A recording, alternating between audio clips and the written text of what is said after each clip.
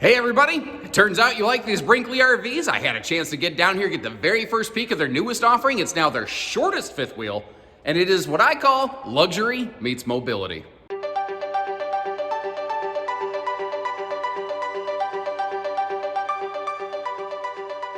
Hello and welcome everybody, Josh the RV Nerd here with the new Brinkley 2900, new member of the Model Z family, and basically it comes in like a shorter, lighter, and hey, more affordable version of that very popular Model Z 3100. What is awesome about this is how you're making no sacrifices in the living area. You still have those opposing super slides, both of which are carpetless and floor flush, so you don't have that annoying toe kick in the kitchen area. They're the first 8-foot wide fifth wheel to ever accomplish that, by the way. You still have dual power awnings, the great hot-cold weather package, and of course the junk in the trunk storage system under that rear sofa. That is a technical term. We're riding on Cooper H-rated 17.5-inch tires, like a giant fifth wheel toy hauler. And that is kind of the thing here. This is something designed to give you all those nice luxury full-timing RVing features, but in a smaller, lighter, more mobile package, just a little bit over 32 feet. This is something that could fit into some state and national parks. You're always gonna wanna check that ahead of time. Now, one of the things I really like about this as a taller nerd is the fact that the upper deck is 79.5 inches tall. So I can stand up in the shower that thing without having to grind what's left of my scalp off and lose even more hair that I don't think I can afford to lose.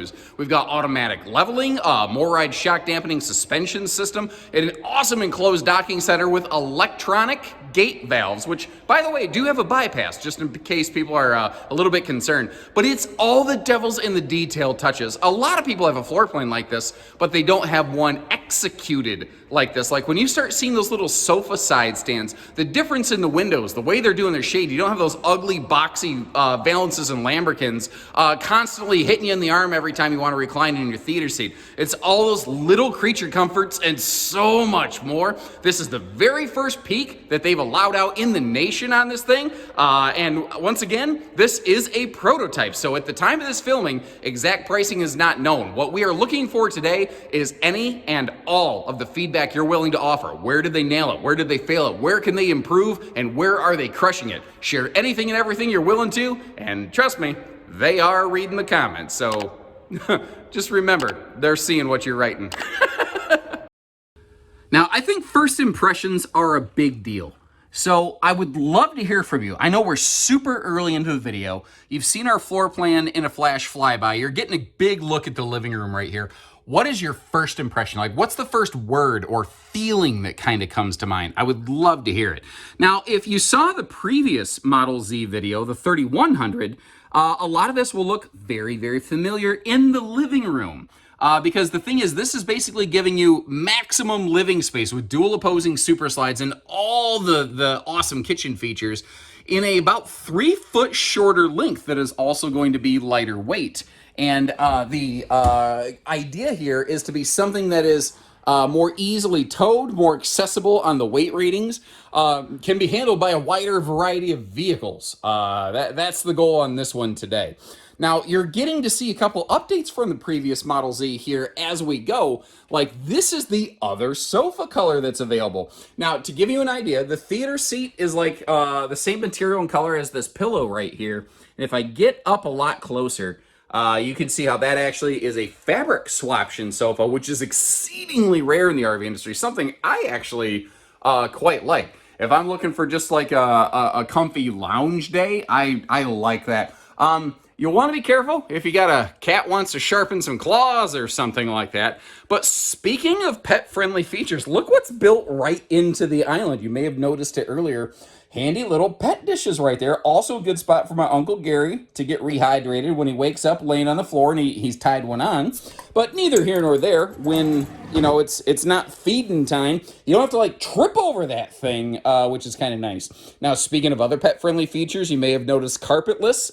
We are floor flush slides with floor matching slide flooring, which is kind of a mouthful. In our previous Model Z video, people saw where the slide flooring had a little bacon effect going on because it was cold that day. This has had more of a chance to come inside and acclimate to the weather and relax. Oh, there's my bottle of water. I've been looking for that. You know, blowing all this hot air like I do, you need to get rehydrated sometimes.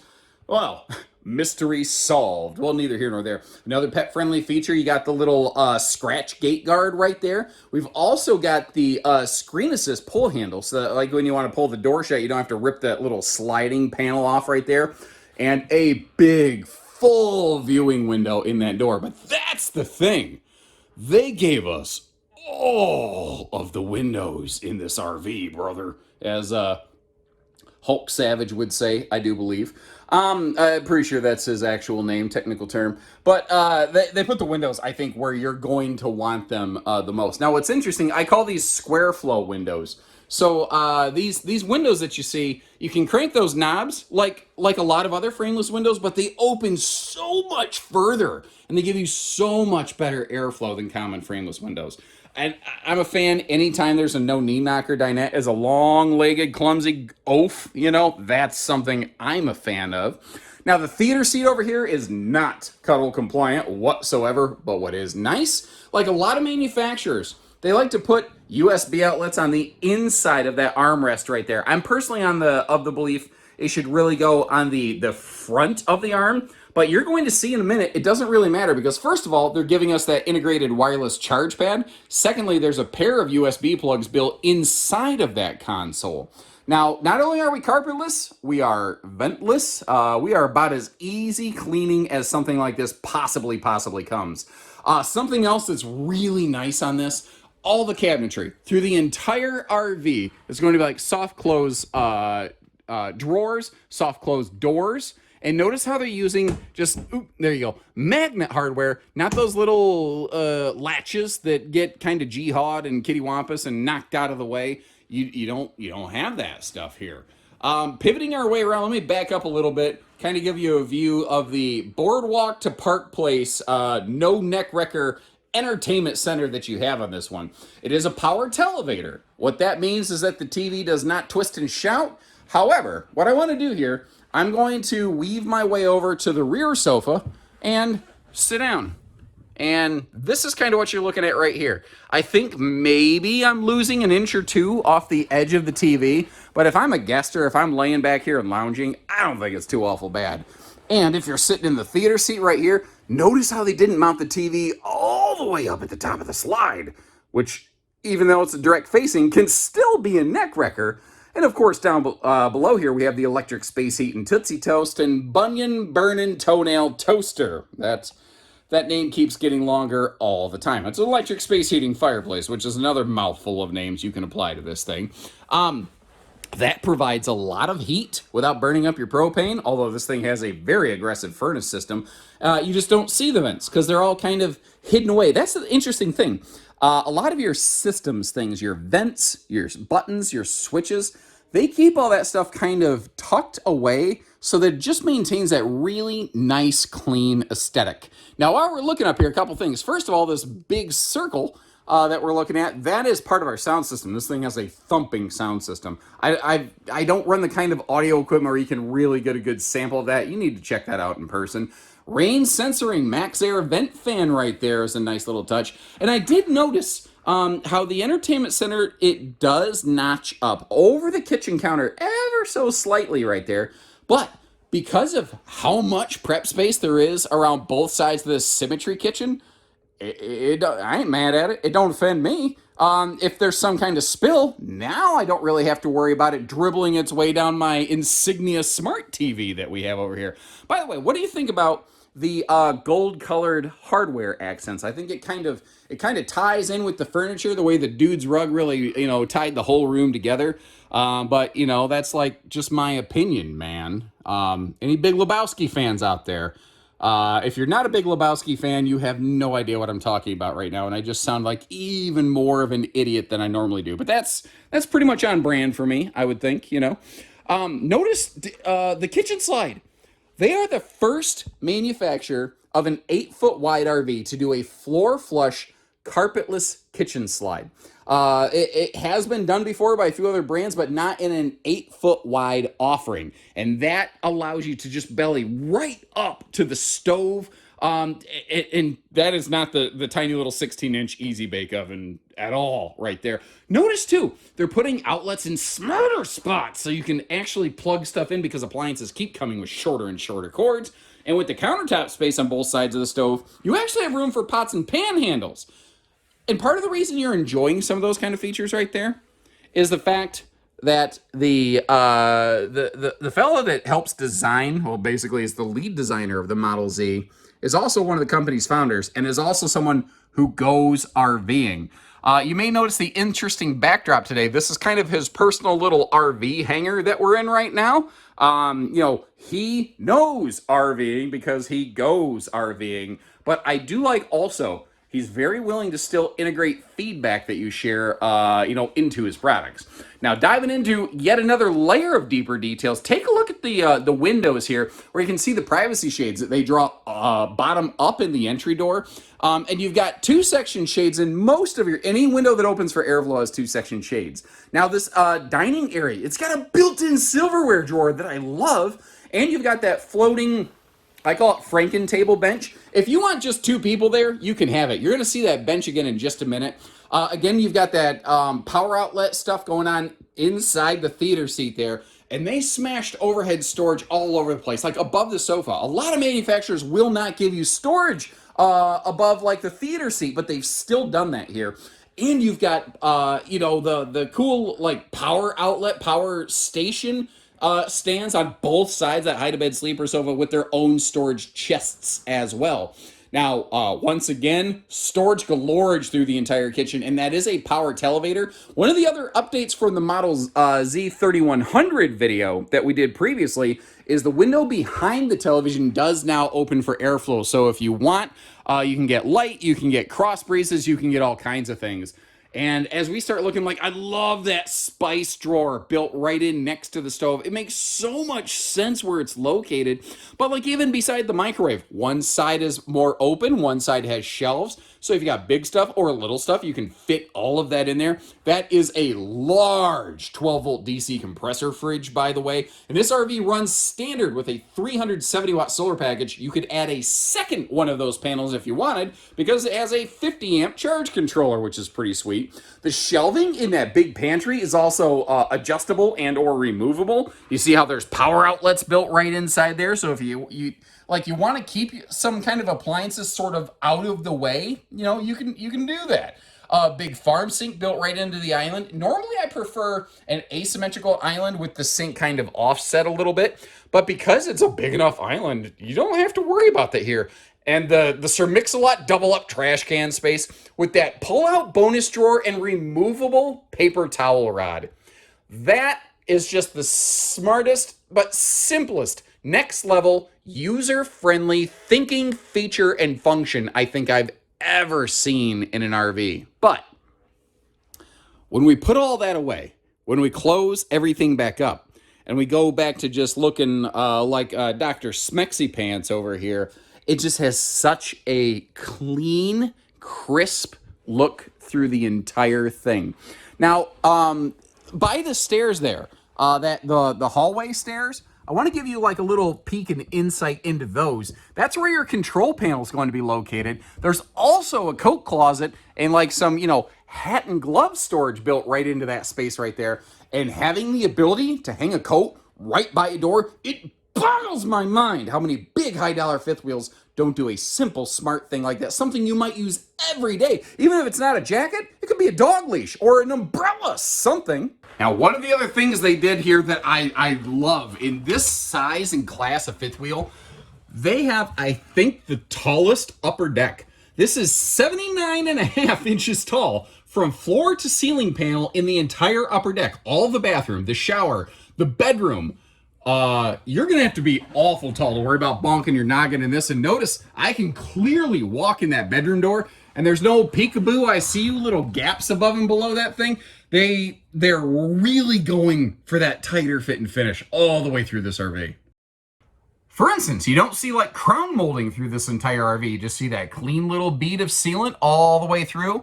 This is one thing I respectfully disagree with. The prototype that I saw had a big XL vent fan right there. This has the smaller variety of fan. That is probably an immediate thing that I would swap out were I to purchase this RV. But if that's the only gripe that I have about this, I would say they're doing well. Because when I first saw this design, I saw the floor plan, and at a glance I went, okay, so you've got that bedroom, bathroom, closet slide like everybody else has. So you're going to have that, radius shower that's an elbow knocker. And obviously, the biggest mistake that I made was doubting Brinkley's ability to think outside the box here. Because again, they have an extra tall shower that even bigger people like me over 6 feet can fit in very comfortably. They have that extra accent lighting at the very top end wall. So that like right now we're inside a building with the lights off, but you can still see in the shower. You don't realize like if you try to shower at night in a lot of RVs, you can't see in them because they depend on the skylight, and you were tricked into thinking there was plenty of light in there when you bought the RV during the daytime. Now, the way that they did this stool's a little bit different right here, but exceptionally spacious. I mean, there's all kinds of room.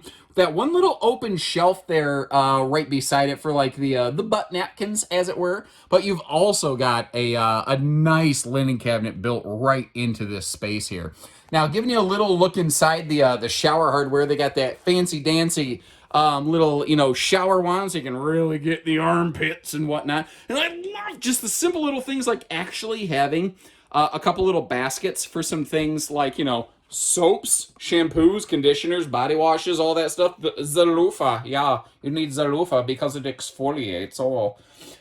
This is also a one-piece fiberglass shower right here. No sort of seams. Now, it does not have a seat built in from the factory. If I'm recollecting correctly, I will try to verify this before I pump this video out. They are prepping the outside shower wall to be like fold down seat rated. So if you want to add one of those like 300-pound rated seats, you can. But this is very cool. They included, by the way, in case you're curious what's kind of sticking in the frame, loose paper, or not paper towel. I mean, I guess you could, that'd be weird, but toilet paper holder, there you go. But they've done like, I've seen some big luxury fifth wheels do, where they actually put part of the bathroom in a slide. And what this is creating is the extra closet space you're really, really, really going to like, while still giving you a spacious bathroom. And I could be wrong, but I'm pretty sure they use the J-hooks right there in honor of Uncle Josh getting the very first crack at recording one of these. Very grateful to have the opportunity to go through and capture this footage today, by the way. Big thank you to Brinkley. Now, getting up here, this bathroom and the bedroom that we're in right now, these are the major areas where this significantly varies from the 3100. Now, once again, we are in the very first 2900 prototype. You can walk around this True Queen bed right here, but they were playing with things and their engineers figured out a way they can shove the bed 3 inches further up into the headboard, and that will create even more easy walk around space here, which I think is going to be a really nice feature and find. Remember, we are extra tall up in this bedroom right here, and something that's easy to miss that I really like is your bedside stands. Both sides have household with integrated USBs, both Type A and Type C. Where I would like that is like, I like to wireless charge everything, and the Type C plugs work far, far better for that because they put out significantly more juice, essentially. Now, that is, let me see if I can lift this up here. That is not a backbreaker death wafer mattress. That sucker is heavy with a capital H. And one of the things that I thought was really cool on this was how easily those gas struts lifted that thing right up and out of the way. Now, they're using like a Rhino Box style chassis in the upper deck. And what that means is no ankle breaker, step of death over there in the bedside area. So it's one flat height, or one flat floor all the way through. Anywhere that you can walk, there is no step up, no ankle breaker. It costs more to use that kind of chassis though, but that's the thing. They're not trying to be the least expensive. They're trying to be like one of the most highly appointed. If you're looking for the last RV you're ever going to own, I think that's where Brinkley's kind of trying to come into play. They don't have hanging closet storage on both sides of the bed, but as you see, you've got some big quad dresser storage down in that bedroom-bathroom combo slide, and then a big, like, frankly, double the hanging storage space that you would normally get out of just bedside closets alone. But we are still not done up here. At your request, again, second air conditioner became standard on all Model Zs. You can delete that though if you want just a vent. And we do have a standard bedroom TV right here, which is thankfully downward dog angled and smarter than a fifth grader, so you can keep up with your Netflix and chill or your Amazon Prime and commitment, depending on the stage of your relationship. Now, you may have noticed it got a little tighter in here. I've got that bed slide closed. We are officially in road mode, and by virtue of the fact that I'm laying on the bed, kind of indicates that, yeah, you can totally use the bed in transit. That's one of the benefits of this design. Notice, too, they are not using any Schwintek slides. That's called, I believe that's called a power gear slide system. It works in a very similar fashion. It just holds up a little bit better to heavier weight, and being that some people might really load this sucker down with a lot of cargo, they wanted to make sure it was totally up to snuff. Now, with the entry door being right there, I don't think there's any sort of question off the hallway side. The bathroom is available. The only question left here, because obviously you see if you got to step and you need to, take a nap or take a crap. She is travel-tastic in that regard. But you will see that she is also snack-tastic in its refrigerator access, because they made sure you can access not just the fridge, but the freezer, even with that big island.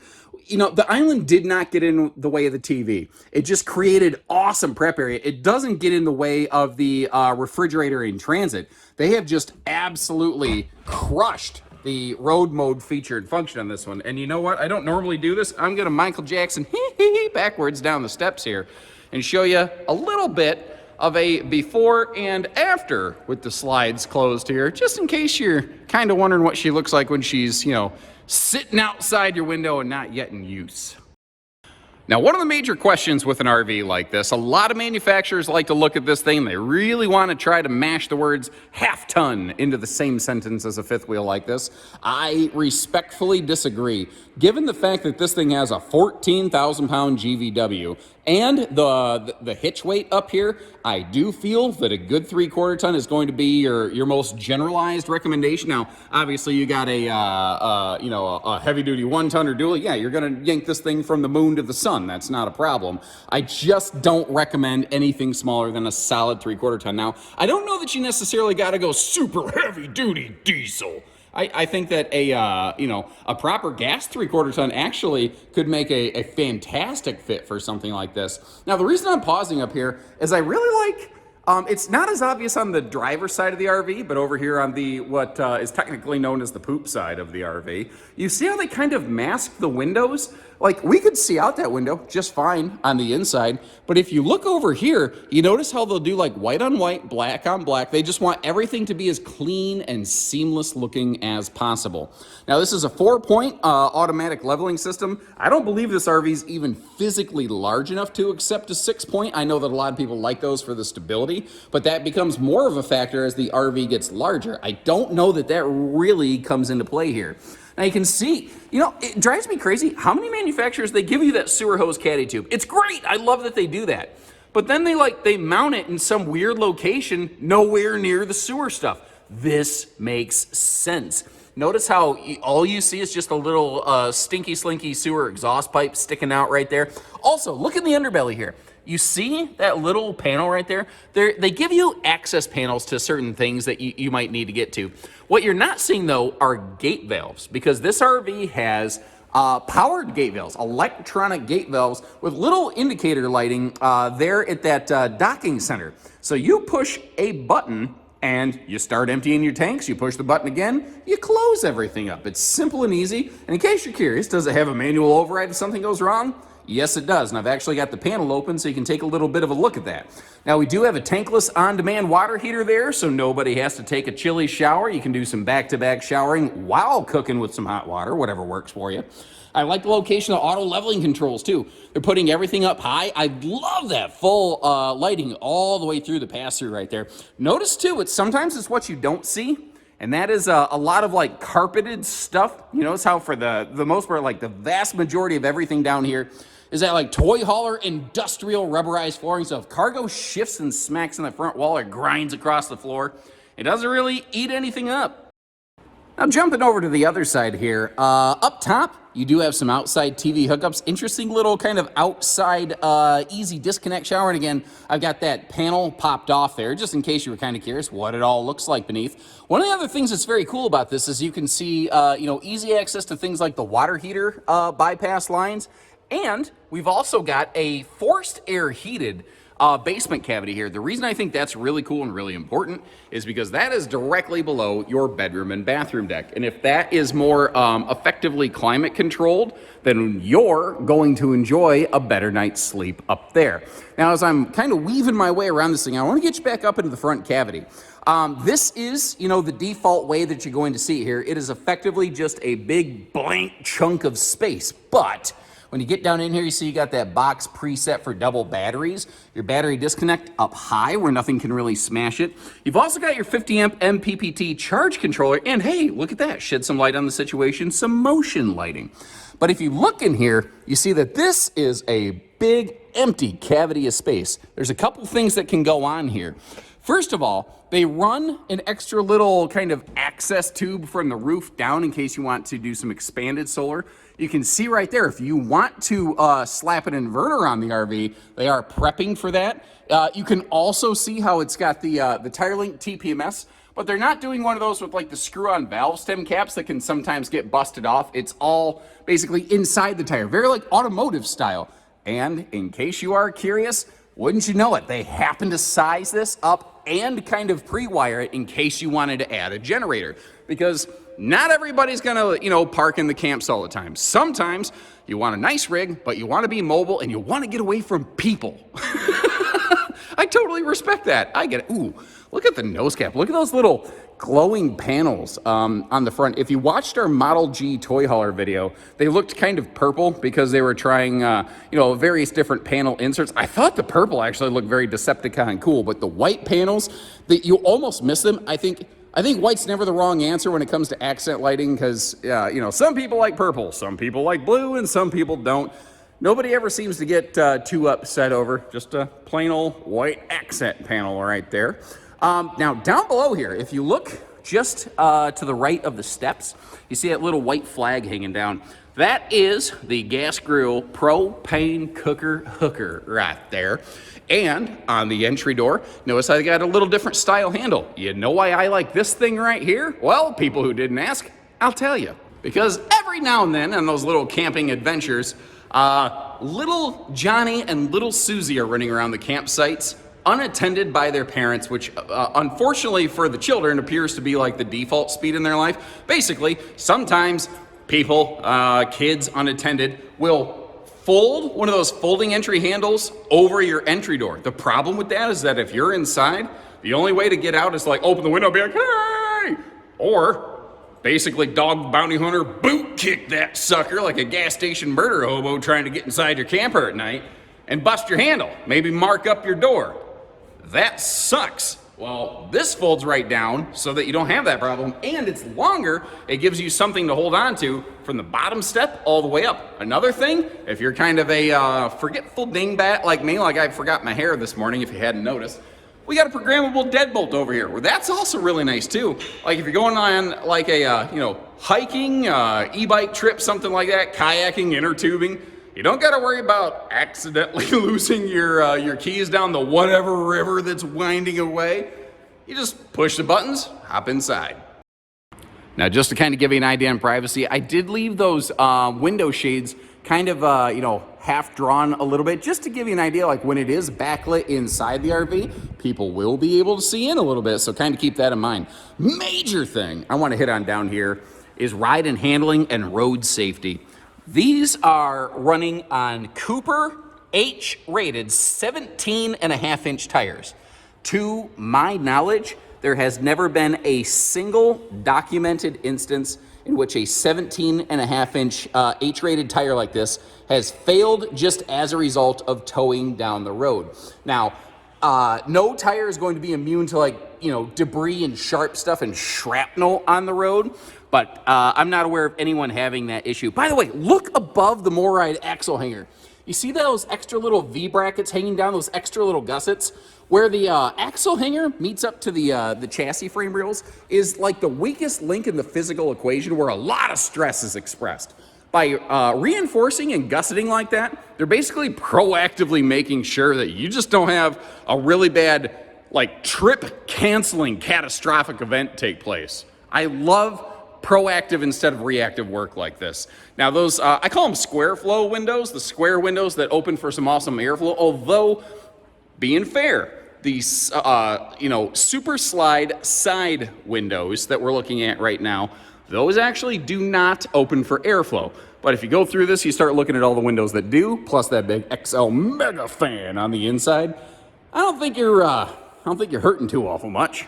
Now down here, we got a factory standard towing package, 3,000 pound towing rated with a 300 pound tongue limit on there, which is more than enough to hold me if I was sitting on the old bumper dumper, but neither here nor there. Also safety chain hooks and wiring harness. And of course, the junk in the trunk storage system. This is really interesting.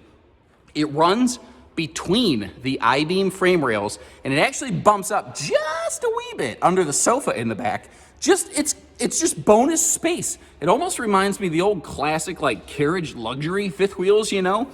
Notice how they've got motion lighting in there. You can turn any motion light on this, by the way. You can turn off, on, or leave in motion mode, and you still have those household outlets outside. Having household plugs outside, always a useful thing. Now, notice too, we've got a factory installed roof ladder up there, but we also have a backup camera standard on every one of these. Again, road safety being a big deal. Now, it doesn't have side view cameras, but if that's something you're looking for, those frankly are pretty easy to add. That's just kind of everyday stuff for us at Bish's RV to take care of for you. Now, climbing up that ladder, giving you a look around up there, notice as we go through this, you'll see a couple like white hockey puck looking things. Those are roof attic vents. What's happening there is like you've got the insulation, the radiant barrier, all that stuff going on, to help keep you insulated properly. But when the sun is beating down on this thing, it builds up a lot of heat in that roof attic storage. Well, not storage, gap space, whatever you want to call it. Heat storage, maybe, I'm not sure. I don't know where my brain was going, but neither here nor there. My point is, it allows that to breathe out. It allows the centralized air conditioning to work far more effectively. And again, based on your input, second air conditioner was made standard with an optional second air delete. They're one of the very first manufacturers I've ever seen make a change like that. Just hard based on just a lot of consumer input, so your voice is being heard. One of the other major things to talk about on these, though, is what they're doing different with their roof sealants. And not even just their roof sealants, like all of the sealants. So like where you see these like, seal rails right here where it goosenecks up, that is being sealed instead of with a common butyl tape with a BCF, a butyl coated foam, which is basically the same kind of thing that you get in an automobile, like around your windshield. In general, basically, this is being sealed in an automotive style fashion. Okay, bright light coming in right there. I feel like Gizmo from the Gremlins, like, bright light, bright light. Anyway, never mind. I do my own stunts and I do my own voices, by the way. Also, what's going on in the roof? It's like triple sealed, basically. So first of all, the roof membrane itself is TPO. Now, sealants around your fixtures, they're not using common self-leveler stuff right there. They're actually using this thing from a company called MS Polymers, which is like diesel pusher sealant. The sealant around the fixtures effectively has a lifetime warranty. They are building what is I don't like the phrase no maintenance roof, because I still think you should get up there periodically and still eyeball it just to make sure everything's looking good, or have it inspected maybe like at least once a year, but if not, like once when you pull it out of storage and once before you put it back in. Those are really good times to do that. But below that, so where the roof construction meets the sidewall, they're using a Turnabond tape under that TPO. So we've got like two really rugged sealant methods there. Not to mention the TPO roof membrane. If like a tree rakes and chatters down your roof line, it's a lot harder to get punctured and torn. Below that though, where like the side drip rails are screwed in just below the roof line level, your rain gutters on the outside, they're also using a Mylar tape. So anywhere they can, They're using the best sealant that is, applicable for that kind of job right there. And that's the kind of drops in the bucket stuff that I'm talking about, where there's other people who make a floor plan like this, but there's no one who makes one like this. So thank you once again for taking all the time that you've spent with us here today. Leave any and every bit of feedback, even if it's just something like, hey, thanks, nerd. If you just enjoyed the extra look today. And special thank you to Brinkley, if you don't mind, down in the comment section for setting us up here today in this little kind of makeshift studio that we're in, just to get a good look at this, because it is a windy son of a gun outside, and this made the footage far more easy to listen to, especially nice if you hit the mute button and drown out my voice. It's what I think my wife's trying to do with the remote control every time she looks at me from across the way, but hey, neither here nor there. When you're ready, we're ready. We do have some information for you if you check the links in the video description. And again, at the time of this filming's release, pricing is not yet known. It is in the prototype phase. It's not exactly finalized. Check in with our team though, and when that becomes available, we can get you that information, of course, whether you're curious or whether you're serious. So until next time, take care, stay safe, have fun, and have a Brinkley day, everyone.